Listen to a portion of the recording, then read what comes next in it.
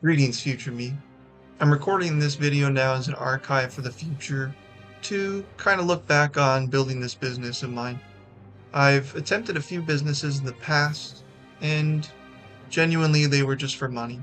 It was online e-commerce and a home cleaning company, and truly, they didn't succeed not because I couldn't do them, not because the businesses weren't real and viable, but my heart just wasn't in it. I've quit a lot of jobs in the past as soon as my heart wasn't involved. And trading cards, collecting is something that I've always done, even since I was a little kid. Collecting stamps, then keychains, then swords and knives, then Lego sets, and then eventually trading cards, all the way into high school. And when I went off to technical school, I kind of sold all of it, gave it up to be responsible. And ultimately, what I'm doing now, I step back and realize it's not just for money. At the very least, it's a way for me to enjoy my hobby for free. And at the most, I can build something real out of it, build a community around myself. What I'm primarily focusing on is Yu-Gi-Oh! Trading cards because it's what I know. I'm very familiar with the rarities, very familiar with the meta, and how quickly it shifts and how quickly these cards lose their value. So it's really a 50-50 business proposition in the sense of I'm buying 50% bulk, 50% sealed product, and trying to combine that for really small margins of profit, which is what I like the most about this business model. It is not a get rich quick scheme. It is pennies on the margin. And for me, that's pretty excellent.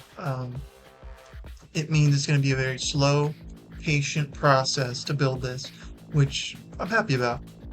Ultimately, I have a lot of fun doing what other people look at as work. I enjoy organizing and alphabetizing everything by set. I have a lot of fun looking at different artwork. Sometimes I come across cards. I mean, there's 10,000 cards in this game. And through sorting bulk, I come across cards I didn't know even existed and realize, hey, this could be good in such and such a deck or such and such a build. So that's kind of a tasty little morsel in addition to it. And so what I'm going to do is run through what I've built so far. And a lot of what I've learned has come from YouTube channels like TCG Bulk Kings, RNG Games, and they've really helped me gain a lot of knowledge and wisdom that would have otherwise taken me decades of failures to learn. So I really appreciate those guys for that. Um, Simple stuff as far as the channels to go through to get different shipping materials, how to ship, and how to price your products. Ultimately, what I can do with this is just give myself a reference point for where I started. I'm not trying to teach or show anybody how to do this. I only have a level 4 seller TCG player account with roughly 60 sales. But hey, I got like 7 reviews, all 5-star, which is what really matters. I take a lot of pride in very carefully, methodically shipping and packing the materials. And for what it's worth, I think that adds a lot of value because the secondary market right now, it's not so much trading cards out of trade binders with your friends at the shop. It's buying things online. And if you get damaged stuff in the mail, it's really going to leave an impact that's negative on your experience of building the deck or your collection. And so what I'm going to go through here is first the recent acquisition I made. I did find a local trading card shop that has a good amount of Yu-Gi-Oh! Bulk. They said they had about 300,000 cards. I went in there with the intention of buying 20,000 and realized quickly it's going to take some time to sort, so I bought 8,000. What I purchased was a box of 4,000 of super rares and above, so that's supers, ultras, some secrets, and then the other 4,000 were all rares. And I got a very good deal for them. I got $120 for all of them. I could have haggled the guy down, but it just strictly isn't my style. Leaving money on the table It's going to give me good karma in the future because there may come a day I'm making a big deal and I don't want to have somebody strong arming me or lowballing me for a few dollars. And so out of that 8,000 cards, I have on the table right here, I've sorted through maybe 200 of them or less. I'll get an exact count of secret rares, limited editions, and out of those secrets and limiteds, easily it's over $120. They're not super sought after, but 3 of them were Time Wizard of Tomorrow. It's a $15 card. I got a play set, and there's only one printing. So there's just cool stuff like that, and I'll go over that here. You look great. Super happy about that score. Now, as far as the rest of the secrets, it's a stack. I mean, Witchcrafter cards, tons of links that not a lot of people play, a lot of Evil Eye stuff, and I don't know if anyone plays Priestess in the Blue Eyes. Burst Stream doesn't get much play, but again, a lot of the secrets are in really great shape, and I'm pretty happy about that. And War Rocks is probably one of my favorite decks. I play it stubbornly at locals from time to time, mixed in with heroics. I usually get my ass kicked. It's the only 10-man local I've ever won with War Rock heroics. Somehow, luck was on my side. I was not recording. Nice. So going through some of the limited edition stuff, naturally, a lot of this stuff is damaged. It is in rough shape, and I am meticulous about going through my own grading process, whether light play, heavy play, and I take my time because I want you to get what I sold you, what I told you you were going to get. And ultimately, I've run eBay accounts for Harley Davidson shops before. If I'm selling someone a set of exhausts or chrome covers, you're getting like 8 to 12 pictures, every angle, every kind of nick or scratch or damage potentially on that product, so that you know what you're getting before it shows up in the mail. Dimensional Alchemist, I didn't know this card existed. You can see the damage on the edge, all these crimping marks, but this would kind of be neat.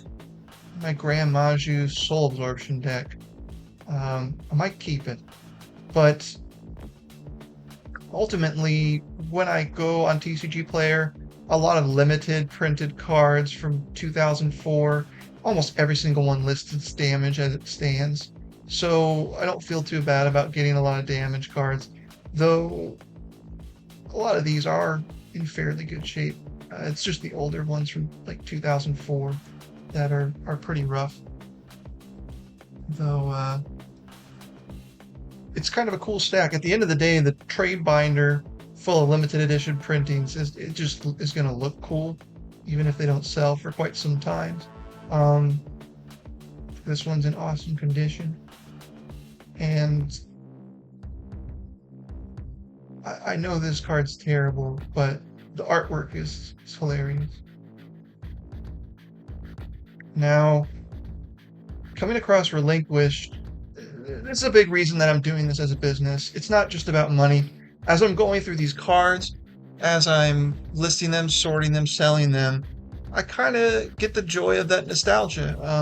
I played Relinquished at like tournaments in high school back in 2003 at a Walmart shopping center. They were holding tournaments. I had friends using Dual Disc. It was an excellent time. And so getting to come across some of this artwork is quite enjoyable for me. So what got me back into this, leading into that, is, as I said before, I stopped playing this card game when I went off to technical school to become a motorcycle mechanic. I started taking life seriously, as they say. And ultimately, I sold my trade binder of Yu-Gi-Oh cards at a garage sale to some kids for way less than they were worth. And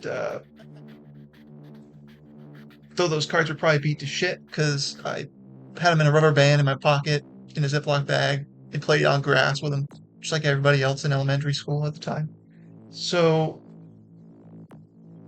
I not only let go of the items, I let go of that mindset. Like, oh, you're grown now, you're 18, it's time to put down card games and grow up, or something like that. And it wasn't until the lockdowns in the United States in 2020 that I realized, like many other people did, I needed to find an indoor hobby. So I picked up Duel Links on my phone, Yu-Gi-Oh! Duel Links. And after playing that for about a year or 2 years, they had a feature on that app.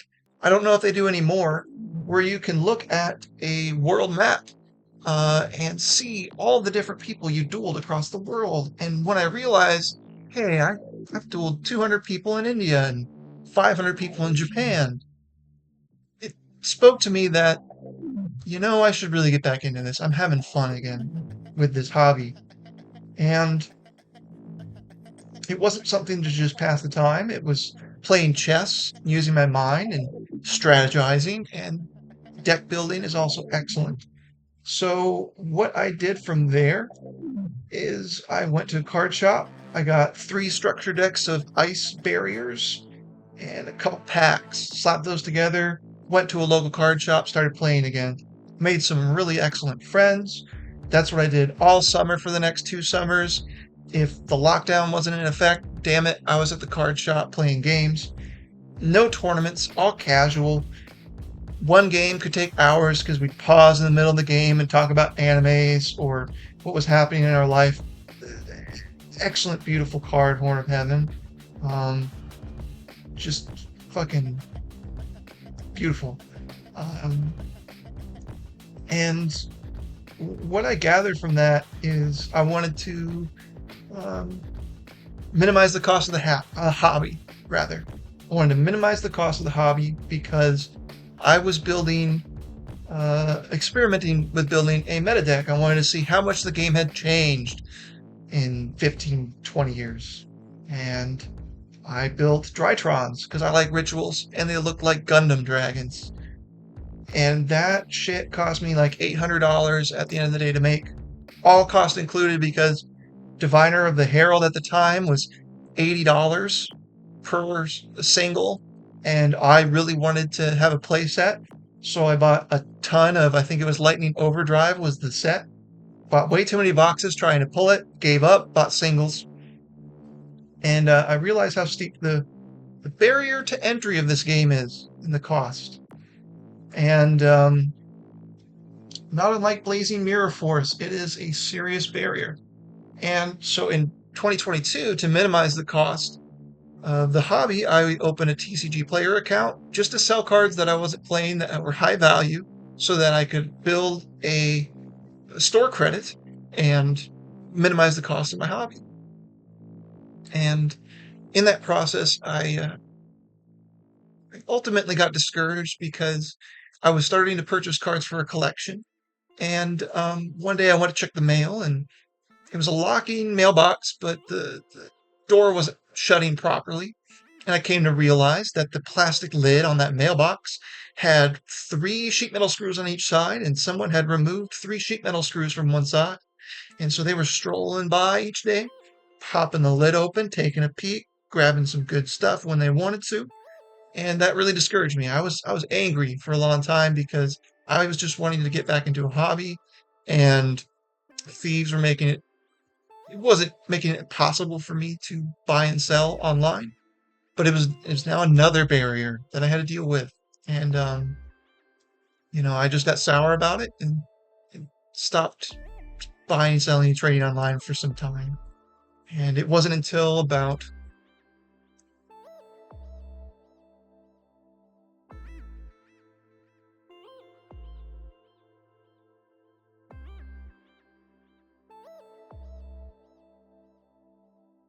and so next off, this takes us to the shipping station.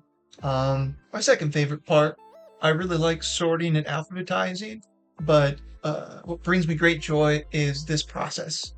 Because anytime I've ordered a card myself and realized that some little kid lovingly and caringly packaged it up safely, maybe put a little thank you sticker in there or a handwritten note, stuff like that to me is gold.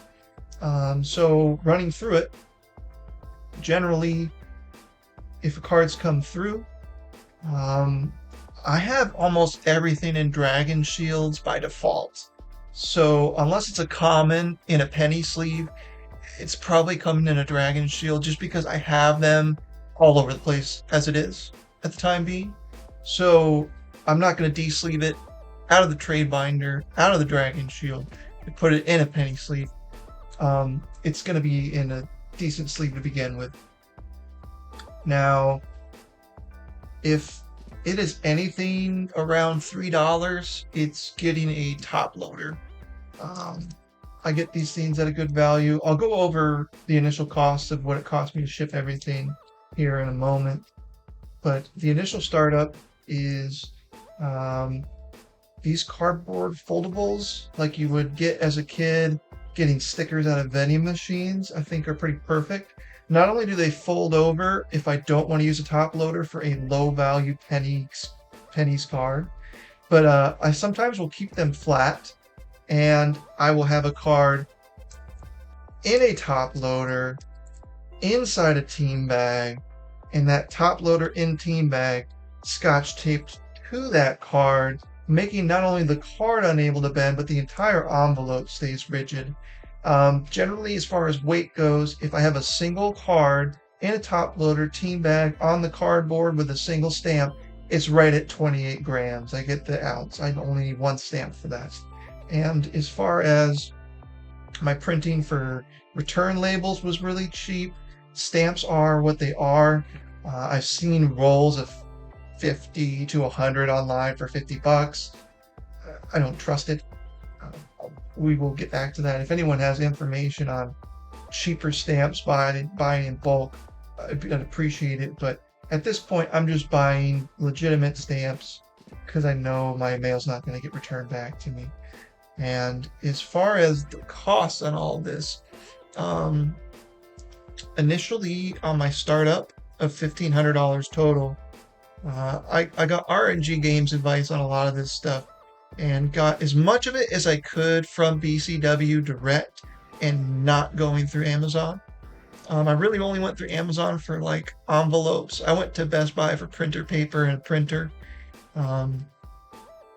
Breaking it down per order, hypothetically an order that doesn't have a top loader, let's say it's just a few singles inside a penny sleeve, a team bag, and folded in between a cardboard protector. That cost comes out to about $1.11. I charge $1 for shipping.